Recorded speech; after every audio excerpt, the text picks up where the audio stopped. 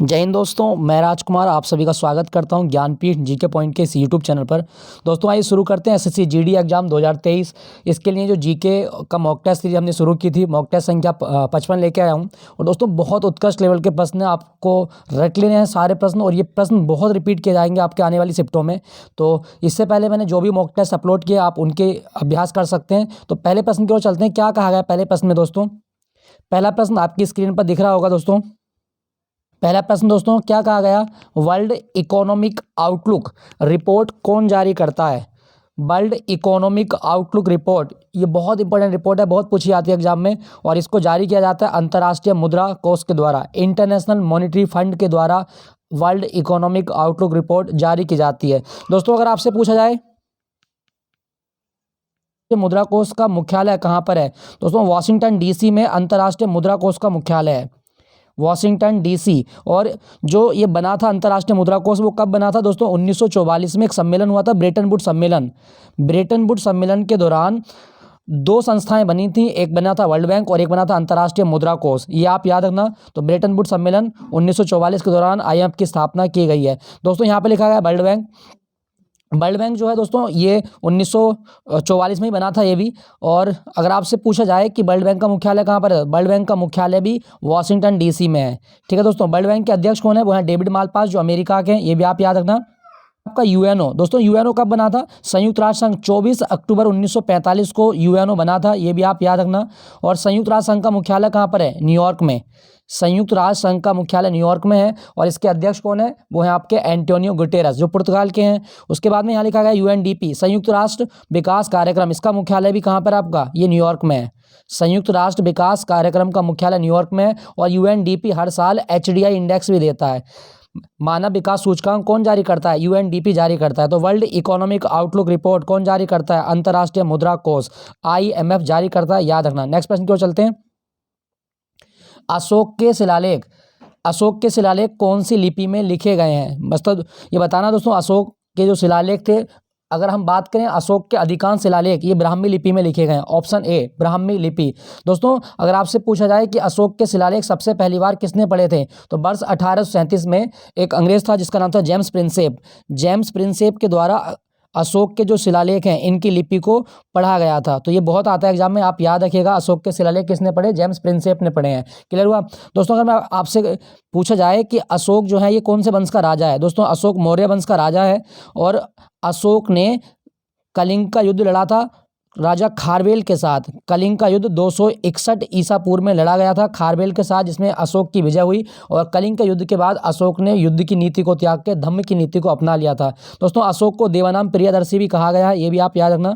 देवानाम प्रियदर्शी किसको कहा जाता है? तो देवानाम प्रियदर्शी ये अशोक को कहा जाता है। अशोक ने सांची का स्तूप भी बनवाया था जो मध्य प्रदेश में है, और लुम्बिनी में रुम्मनदेही स्तंभ का निर्माण भी करवाया था। जो रुम्मनदेही स्तंभ है लुम्बिनी में, ये गौतम बुद्ध के जीवन की घटना को बताता है। ये भी आप याद रखना। दोस्तों यहाँ पे लिखा गया आपका गुरुमुखी लिपि। पंजाबी भाषा की लिपि क्या है? गुरुमुखी लिपि।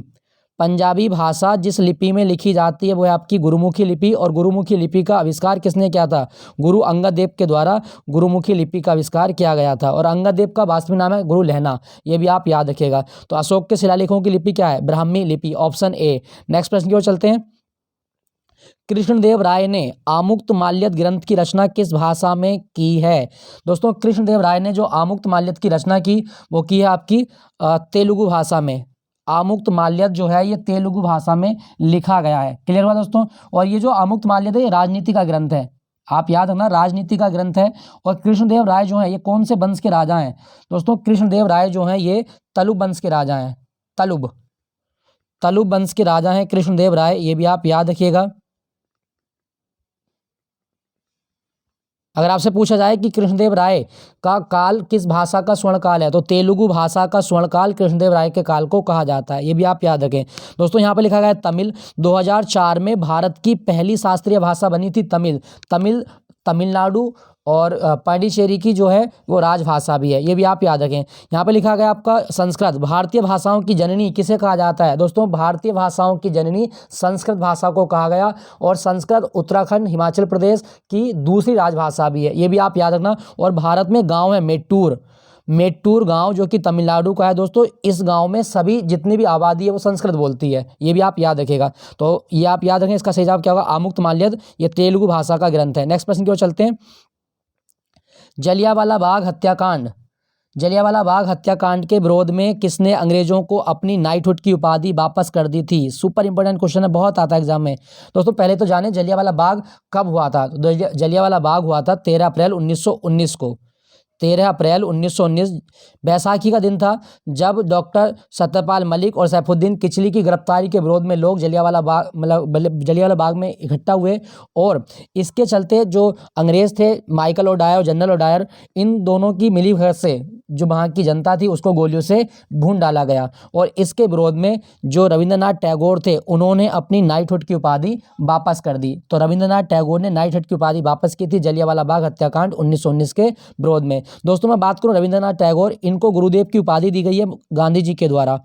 रविंद्रनाथ टैगोर को गुरुदेव की उपाधि किसने दी? तो गांधी जी के द्वारा रविंद्रनाथ टैगोर को गुरुदेव की उपाधि दी गई। दोस्तों रविंद्रनाथ टैगोर की एक काव्य संग्रह है जिसका नाम है गीतांजलि, और गीतांजलि रचना के लिए इन्हें नोबेल पुरस्कार दिया गया था। और रविंद्रनाथ टैगोर नोबेल पुरस्कार प्राप्त करने वाले पहले एशियाई व्यक्ति हैं, ये भी आपको याद रखना है। वर्ष 1913 में इन्हें नोबेल अवार्ड मिला था।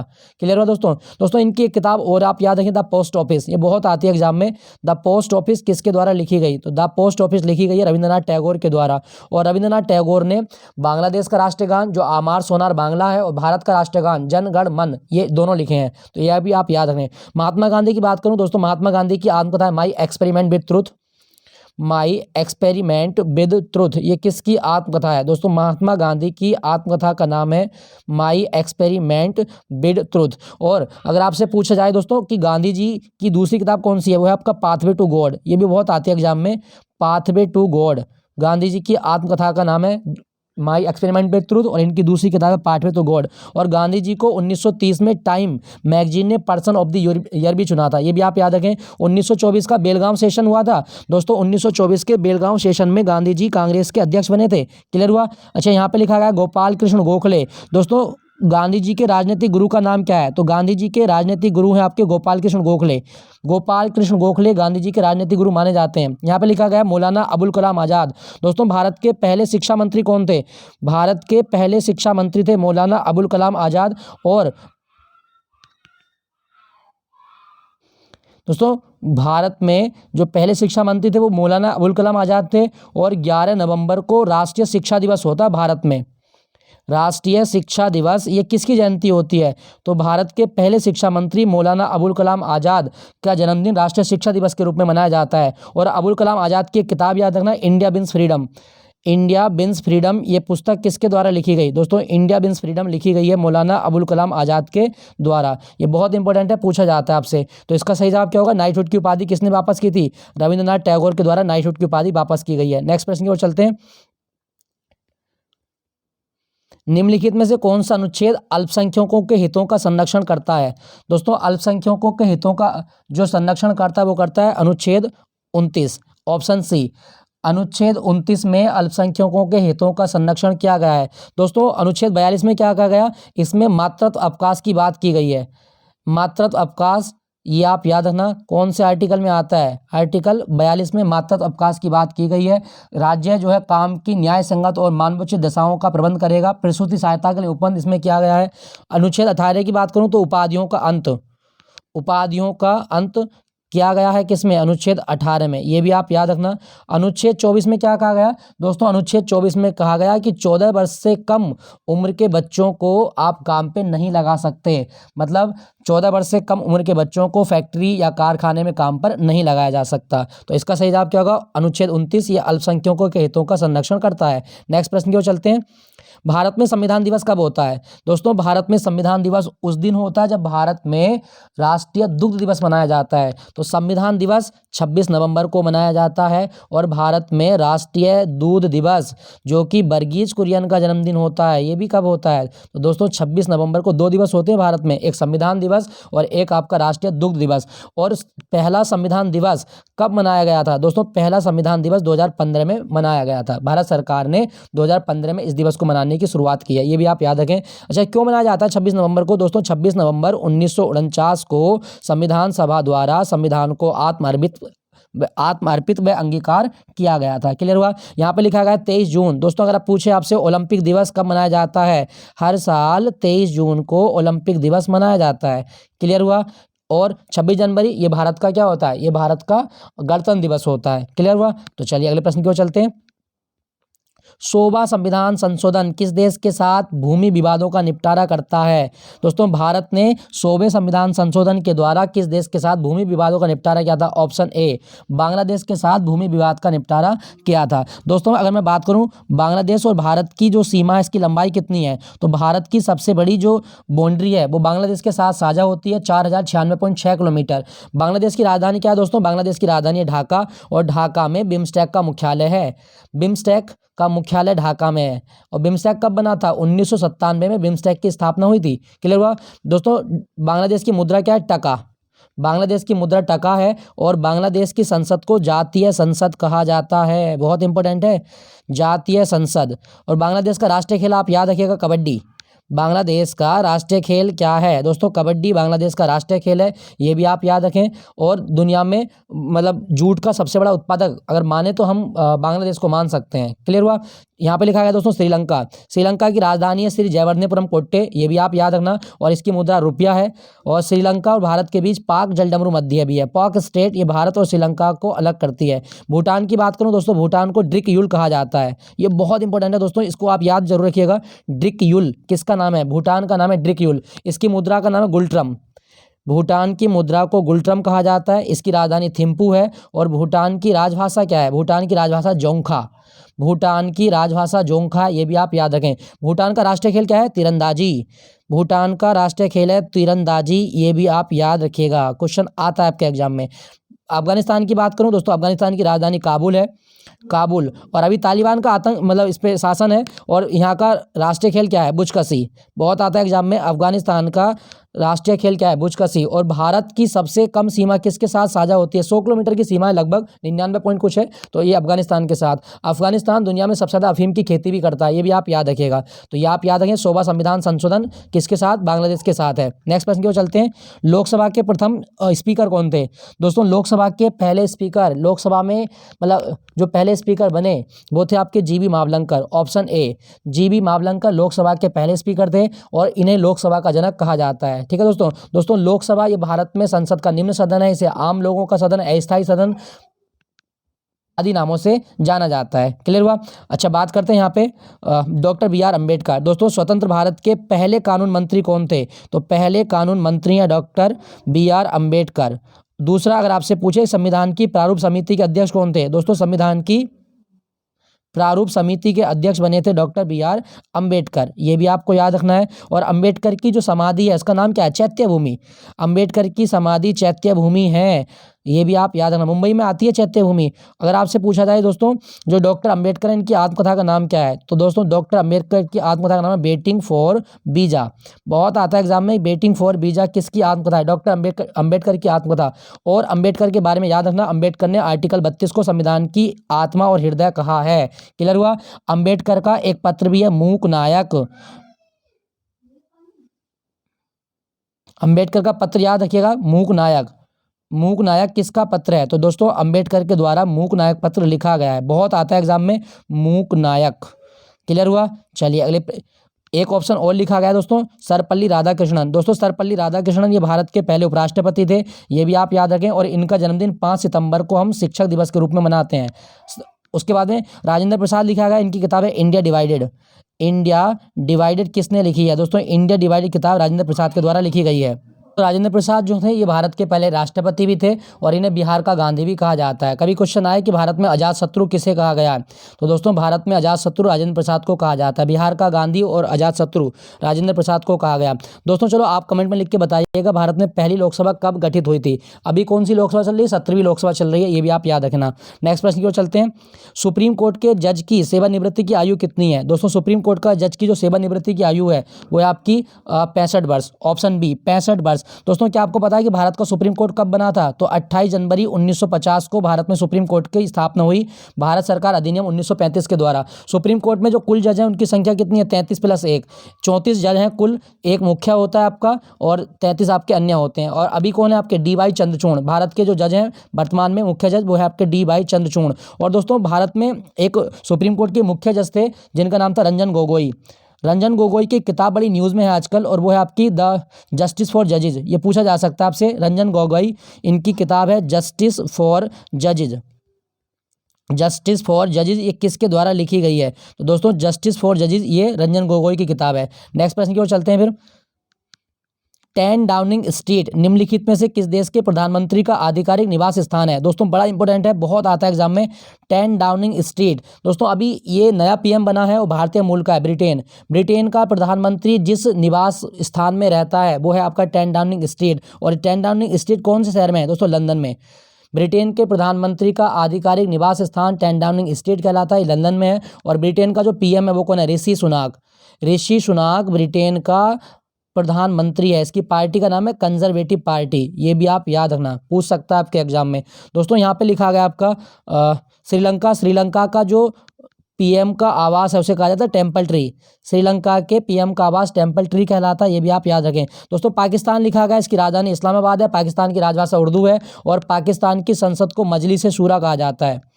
मजलिस ए शूरा किसे कहा गया? दोस्तों पाकिस्तान की संसद को मजलिस शूरा कहा जाता है। और एक चीज़ याद रखना दोस्तों, पहली बार पाकिस्तान की एक मूवी जिसका नाम है जॉयलैंड, ये ऑस्कर के लिए भेजी गई है। तो जॉयलैंड पाकिस्तान की मूवी है, आप याद रखना। नेक्स्ट प्रश्न की ओर चलते हैं।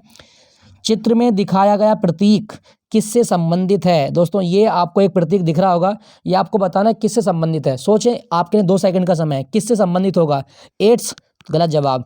तो इसका सही जवाब है स्तन कैंसर। दोस्तों स्तन कैंसर के लिए जागरूकता लाने के लिए गुलाबी रिबन का प्रयोग किया जाता है, तो ये स्तन कैंसर का प्रतीक है। एड्स नहीं लगाना, इसका रंग लाल होता तो एड्स कह सकते थे आप। दोस्तों अगर मैं बात करूं यहाँ पे कैंसर, कैंसर का अध्ययन क्या है? ऑन्कोलॉजी। कैंसर का अध्ययन क्या कहलाता है? ऑन्कोलॉजी कहलाता है, ये भी आप याद रखिएगा। दोस्तों यहाँ पे लिखा गया टीबी। टीबी बैक्टीरिया से होता है, तो ये आप याद रखें। और 2025 तक भारत को टीबी मुक्त बनाने का लक्ष्य रखा गया है। दोस्तों यहाँ पे लिखा गया आपका ऑप्शन में एड्स। एड्स वायरस से होता है, और एड्स का वायरस है HIV वायरस। एड्स का जो टेस्ट है वो होता है आपका एलिजा टेस्ट। और अगर आपसे पूछे कि 1 दिसंबर को कौन सा दिवस होता है, तो एड्स दिवस मनाया जाता है, ये अभी आप याद रखिएगा। नेक्स्ट आपका एनीमिया। दोस्तों खून की कमी होना एनीमिया कहलाता है, ये भी आप याद रखेंगे। तो ये किसका प्रतीक है? ये स्तन कैंसर का प्रतीक है। नेक्स्ट प्रश्न की ओर चलते हैं। चित्र में दिखाया गया फोटो कौन से शास्त्रीय नृत्य से संबंधित है? दोस्तों आप एक फोटो दिख रहे होंगे, आपको दिख रहा होगा ये राइट में, ये वाला फोटो, ये कौन सा शास्त्रीय नृत्य है? तो दोस्तों बताओ कौन सा होगा? तो ये है दोस्तों भरतनाट्यम, नहीं, ये कथकली है, ऑप्शन बी कथकली। केरल का नृत्य होता है कथकली, ये भी आप याद रखिएगा। ठीक है दोस्तों, तो कथकली को दिखाया गया है ये। अच्छा यहाँ पे लिखा गया भरतनाट्यम किस राज्य का है? भरतनाट्यम होता है तमिलनाडु का।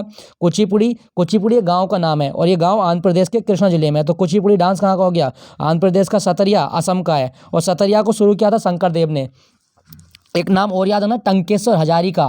टंकेश्वर हजारिका कौन सा शास्त्रीय नृत्य करता है? सतरिया करता है दोस्तों, याद रखना। तो कथकली कहाँ का है? केरल का, ये कथकली है आपका। दोस्तों आपको एक बड़ा इंपॉर्टेंट क्वेश्चन बताता हूँ, क्या आपको पता है कि गरीबों की कथकली किसे कहा जाता है? गरीबों की कथकली कौन से नृत्य को कहा जाता है? दोस्तों थुलाल केरल का नृत्य है, और इसे गरीबों की कथकली कहा जाता है, याद रखना, बहुत इंपॉर्टेंट है, पूछ सकता है, कहलाता है, याद रखिएगा दोस्तों। तो ये बड़ा इंपॉर्टेंट है, देखो फोटो देख सकते हो आप, ये सीटेट में भी आ सकता है इस बार। चलिए अगले प्रश्न की ओर। निम्नलिखित में से कौन सा अनुच्छेद ग्राम पंचायतों के गठन का प्रावधान करता है? दोस्तों कौन सा अनुच्छेद है जिसमें ग्राम पंचायतों के गठन का उल्लेख है? सही जवाब होगा आपका ऑप्शन ए, अनुच्छेद 40 में ग्राम पंचायतों के गठन का उल्लेख है, और ये DPSP में आता है। अनुच्छेद 40 DPSP का भाग है। अनुच्छेद 32 ये संवैधानिक उपचारों का अधिकार है, और इसे संविधान की आत्मा और हृदय कहा है डॉक्टर अंबेडकर ने। संविधान की आत्मा व हृदय किसने कहा? डॉक्टर अंबेडकर ने कहा है। दोस्तों अनुच्छेद 39 ये निःशुल्क विधिक सहायता का उपबंध करता है, ये भी आप याद रखिएगा। ठीक है दोस्तों, चलिए अगले प्रश्न की ओर चलते हैं। शंभू महाराज का संबंध किस शास्त्रीय नृत्य से है? दोस्तों शंभू महाराज का संबंध किससे है? कथक से। ऑप्शन ए, कथक से संबंधित है शंभू महाराज। और दोस्तों एक चीज याद रखना, राष्ट्रीय कथक संस्थान कहाँ पर है? दोस्तों राष्ट्रीय कथक संस्थान ये उत्तर प्रदेश की राजधानी लखनऊ में है। राष्ट्रीय कथक संस्थान कहाँ पर है? लखनऊ में है। ये आप याद रखना, पूछ सकता है आपके एग्जाम में। नेक्स्ट प्रश्न की ओर चलते हैं। 2021-22 में भारत का सबसे बड़ा व्यापारिक साझेदार कौन सा देश था? दोस्तों 2022 में 21-22 में भारत का सबसे बड़ा व्यापारिक साझेदार था अमेरिका। दूसरे नंबर पे यूएई था और तीसरे पे था आपका चीन। तो आप याद रखना, सबसे बड़ा व्यापारिक साझेदार कौन रहा? अमेरिका रहा था। दोस्तों अगर मैं बात करूं, यहाँ पे व्यापार की बात हो रही है, तो आपको याद रखना है विश्व व्यापार संगठन। विश्व व्यापार संगठन ये कब बना था? 1 जनवरी 1995 को विश्व व्यापार संगठन की स्थापना हुई। और विश्व व्यापार संगठन का मुख्यालय कहाँ पर है? ये जेनेवा में। ये भी आपको याद रखना है, ठीक है दोस्तों यहाँ पे लिखा गया आपका, ब्रिटेन के बारे में बात कर चुके हैं, राजधानी लंदन है इसकी, और पीएम इसका ऋषि सुनाक है। ये आप याद रखिएगा। चीन की मुद्रा क्या है? रेनमिनबी। चीन की मुद्रा रेनमिनबी है। और दूसरी मुद्रा का नाम है युआन। ये भी आप याद रखना। चीन में एक मरुस्थल याद रखना, तकला मकान, पूछ लेता है एग्जाम में। तकला मकान मरुस्थल कहाँ पर है? चीन में है, ठीक है दोस्तों फ्रांस लिखा गया। दुनिया में सबसे ज्यादा टाइम जोन कहाँ आते हैं? फ्रांस में। फ्रांस की राजधानी पेरिस है और पेरिस में यूनेस्को का मुख्यालय है। पेरिस में यूनेस्को का मुख्यालय। दोस्तों 2024 का जो ओलंपिक होगा वो कहाँ पे होगा? पेरिस में ही तो होगा। ये भी आप याद रखें। फ्रांस की क्रांति का नारा था स्वतंत्रता, समानता, बंधुता। क्वेश्चन आता है, याद रखिएगा इसके बारे में। क्लियर हुआ दोस्तों? चलिए अगले प्रश्न की ओर। पहला तरल नैनो यूरिया प्लांट कहाँ पर स्थापित किया गया? दोस्तों पहला तरल नैनो यूरिया प्लांट ये इफ्को के द्वारा लगाया गया। और ये कहाँ पे लगाया गया है? ये लगाया गया कलोल में, गुजरात। कलोल गुजरात में दुनिया का पहला तरल नैनो यूरिया प्लांट स्थापित किया गया है। ये भी आप याद रखें। दोस्तों शिमला भारत का केंद्रीय आलू अनुसंधान केंद्र कहाँ पर है? शिमला में है। लखनऊ भारत में केंद्रीय विश्व विज्ञान अनुसंधान केंद्र लखनऊ में है। और भारतीय वनस्पति अनुसंधान संस्थान ये भी लखनऊ में है। ये भी आप याद रखना। और भारतीय गन्ना अनुसंधान संस्थान ये भी लखनऊ में है। भोपाल की बात करूँ दोस्तों, भोपाल में इंदिरा गांधी राष्ट्रीय मानव संग्रहालय है। इंदिरा गांधी राष्ट्रीय मानव संग्रहालय कहाँ पर है? भोपाल में। नेक्स्ट प्रश्न की ओर चलते हैं। स्वास्थ्य सेवाओं को बेहतर बनाने के लिए किस राज्य की सरकार ने आयु ऐप लॉन्च किया था? दोस्तों कौन से राज्य की सरकार का ऐप है आयु ऐप? कर्नाटक की जो सरकार है इसका ऐप है आयु ऐप। आप याद रखिएगा। कर्नाटक में आप याद रखना, चंदन के वन मिलते हैं और सबसे ज़्यादा कॉफ़ी भारत में कहाँ होती है? कर्नाटक में होती है। नेक्स्ट आपका, बिना ऑक्सीजन सप्लीमेंट के माउंट एवरेस्ट पर चढ़ने वाली पहली भारतीय महिला कौन बनी है? दोस्तों बिना ऑक्सीजन सप्लीमेंट के माउंट एवरेस्ट पर चढ़ने वाली पहली भारतीय महिला थी प्याली वैशाख। प्याली वैशाख ये पश्चिम बंगाल की, आप याद रखना। दोस्तों बात करूं माउंट एवरेस्ट की, इसकी नई ऊंचाई कितनी है? 8,848.86 मीटर। ये आप याद रखना। और माउंट एवरेस्ट को पीक 15 भी कहा जाता है। पीक 15, चोटी नंबर 15 माउंट एवरेस्ट का नाम है। अगर दोस्तों आपसे पूछा जाए कि पहली भारतीय महिला कौन थी जो माउंट एवरेस्ट पे चढ़ी थी? बछेंद्री पाल। बछेंद्री पाल ये भारत की पहली महिला थी जो माउंट एवरेस्ट पे चढ़ी थी। और अगर आपसे पूछे कि माउंट एवरेस्ट को सबसे पहले बार कब फतेह किया गया था? दोस्तों 29 मई 1953 को तेंजिंग नोर्गे और एडमंड हिलेरी के द्वारा माउंट एवरेस्ट की चढ़ाई की गई थी। ये आप याद रखना, पूछा जाता है आपके एग्जाम में, तो ये भी आपको याद रखना है। और माउंट एवरेस्ट को नेपाल में सागर माथा कहा जाता है। नेपाल में सागर माथा कहा गया है माउंट एवरेस्ट को। याद रखना, पूछ सकता है आपके एग्जाम में। नेक्स्ट है आपका अगला प्रश्न, भारतीय वायुसेना का विरासत केंद्र किस शहर में स्थापित किया गया है? दोस्तों भारतीय वायुसेना का विरासत केंद्र बना है चंडीगढ़ में। आपका ऑप्शन बी सही जवाब है। और चंडीगढ़ का वास्तुकार कौन है? ली कार्बूजियर। कभी क्वेश्चन आए चंडीगढ़ का वास्तुकार कौन है? दोस्तों ली कार्बूजियर चंडीगढ़ का वास्तुकार है। और चंडीगढ़ में जो हवाई अड्डा है उसका नाम रखा गया भगत सिंह के नाम पर। चंडीगढ़ हवाई अड्डे का नाम भगत सिंह के नाम पर रखा गया है। दोस्तों यहाँ पे लिखा गया है अहमदाबाद, भारत का मैनचेस्टर अहमदाबाद को कहा जाता है। ये भी आप याद रखना। भारत की सिलिकॉन वैली किसे कहा गया? तो भारत की सिलिकॉन वैली कहा जाता है बेंगलोर को। ये भी आप याद रखें। पानीपत को बुनकरों का शहर कहा गया है। बुनकरों का शहर किसे कहा गया? पानीपत को बुनकरों का शहर कहा गया। तो ये भी आप याद रखेंगे। नेक्स्ट आपका, डीआरडीओ द्वारा विकसित अस्त्र मिसाइल किस प्रकार की मिसाइल है? दोस्तों अस्त्र जो है ये हवा से हवा में मार करती है। आपका ऑप्शन सी, अस्त्र मिसाइल हवा से हवा में मार करती है। दोस्तों भारत का मिसाइल मैन कौन है? अब्दुल कलाम। एपीजे अब्दुल कलाम को भारत का मिसाइल मैन कहा जाता है। और डॉक्टर एपीजे अब्दुल कलाम की आत्मकथा का नाम है wings of fire. Wings of fire doctor APJ Abdul Kalam की आत्मकथा है। नेक्स्ट प्रश्न की ओर चलते हैं। बड़ा इंपॉर्टेंट है दोस्तों, स्क्रीनशॉट ले लेना, इसको नोट कर लेना। भारतीय राज्यों के नए साल, दोस्तों भारत के राज्यों के अलग अलग नए साल हैं, कौन कौन से हैं जो आपके एग्जाम में पूछे जा रहे हैं। उगादी आंध्र प्रदेश और कर्नाटक का नया साल कहलाता है। उसके बाद में गुड़ी पड़वा, दोस्तों महाराष्ट्र का नया साल गुड़ी पड़वा है, ये भी आप याद रखेंगे, गुड़ी पड़वा महाराष्ट्र का। नेक्स्ट है आपका पुथांडू, दोस्तों पुथांडू ये तमिल कैलेंडर का पहला दिन है, तमिलनाडु का नया साल होता है पुथांडू। केरल का नया साल विशु कहलाता है। जम्मू कश्मीर का नया साल नवरेह कहलाता है, याद रखना नवरेह जम्मू कश्मीर का। मणिपुर का नया साल चिरोबा कहलाता है, मणिपुर का नया साल चिरोबा। उसके बाद में यहाँ पे लिखा गया देखो सिक्किम का नया साल लुशुंग या लोशांग कहलाता है। गुजरात का नया साल बेस्तु बरस कहलाता है, याद रखना। और आपको याद रखना नवरोज दोस्तों ये किसी राज्य का नहीं है, लेकिन पारसी लोगों का नया साल नवरोज कहलाता है।